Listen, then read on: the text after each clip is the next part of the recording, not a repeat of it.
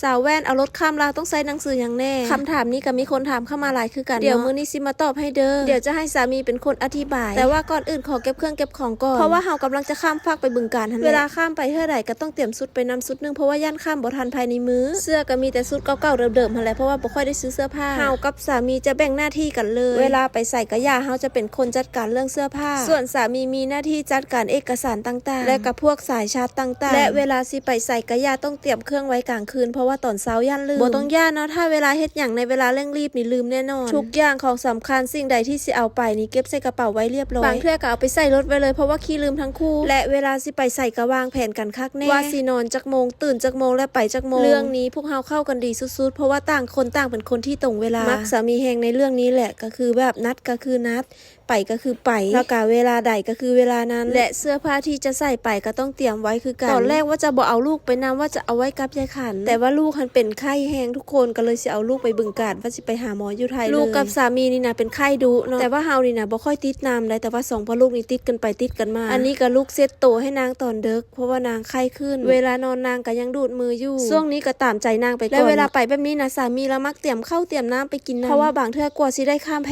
ก็สวยแต่ว่าเตรียมข้าวไปกินแค่มื้อเดียวเนาะเดี๋ยวเฮาไปกินอยู่ฝากพูนต่อมาฮอดเฮาก็สิไปเซ็นหนังสือแม่นหยังให้เรียบร้อยก่อนนะทุกคนแล้วก็สิมีรถมาท่าข้ามหลายเดี๋ยวเฮาก็จะข้ามไปพร้อมกับรถ10ล้อนี่แหละจะขับรถมาท่าอยู่บ่อนนี่น้องเชอก็หิวดีที่พ่อเฮ็ดขนมให้น้องเชอกินมาเบิ่งเอกสารก่อนรถอันนี้พาสปอร์ตคนพาสปอร์ตพ่อพาสปอร์ตลูกน้ำตาหมดแล้ว